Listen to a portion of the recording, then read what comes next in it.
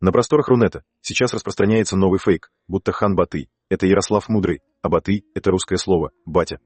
А началось это с книги «Русь. Подлинная история». Автором данного бестселлера стали два российских математиков – Анатолий Тимофеевич Фоменко и Глеб Владимирович Носовский.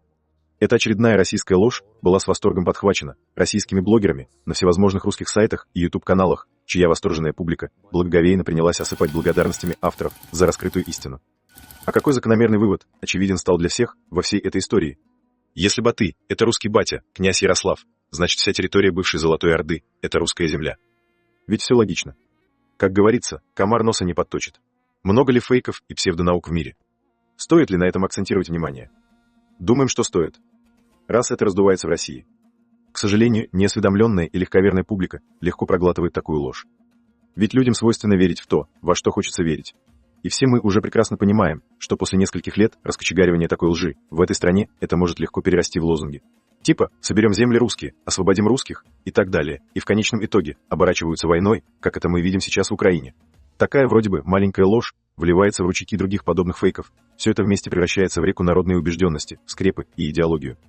А такой очень скрепный народ легко поддержит очередные захватнические устремления Кремля в нужное время, в удобных для нее геополитических ситуациях. И плевать, что это неправда, раз есть сладкая для уха пропаганда, которая тешит величие.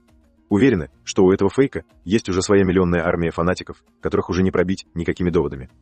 Но мы здесь постараемся, особо не разглагольствуя, всего лишь одним источником охладить пыл тех неосведомленных, которые еще не утратили способность критически мыслить.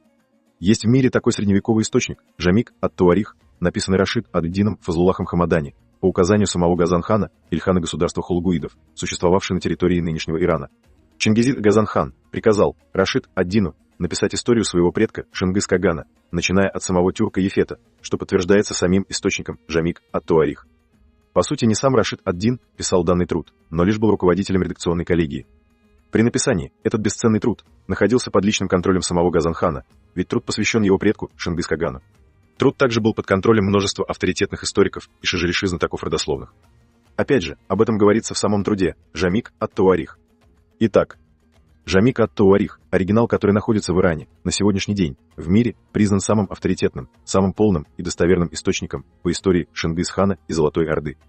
Ведь что может быть достовернее того, что составлено самим потомком Шингис-Кагана?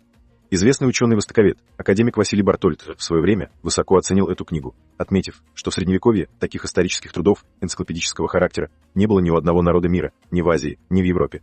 Произведение представляет собой фундаментальный труд, охватывающий тюркскую историю с древних времен, происхождение тюркских племен, их места обитания и топонимику, родословные каганов и других руководителей, управляющих государствами. Это уникальное произведение в тюркской историографии, в котором собрано наименование многих племен, сегодня входящих в состав тюркских народов. До этого все переводы, существующие в мире, данного труда, осуществлены с переводов, а то и с переводов. При переводах на европейские языки были допущены много ошибок, искажений и неточностей. В предисловии советского издания труда Рашид ад-Дина 1952 года оговаривается, что термин «тюрки» не столько этнический, сколько социально-бытовой. В угоду сталинской тюркофобской политике в этом переводе все слова «тюрк», «татар» были заменены на слово «монгол». Все топонимы были искажены в угоду монгольского звучания, все исторические и географические места были перенесены на территорию нынешней Монголии.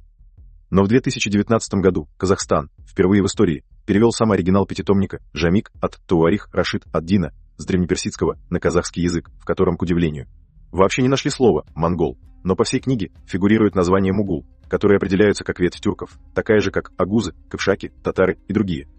А родиной их расселения называется исторический Могулистан. Казахский перевод осуществлен с точным звучанием всех этнонимов, топонимов, с точным указанием всех географических мест и на сегодняшний день признан мировым сообществом исторических наук самым достоверным переводом в мире, одобрен Международной тюркской академией.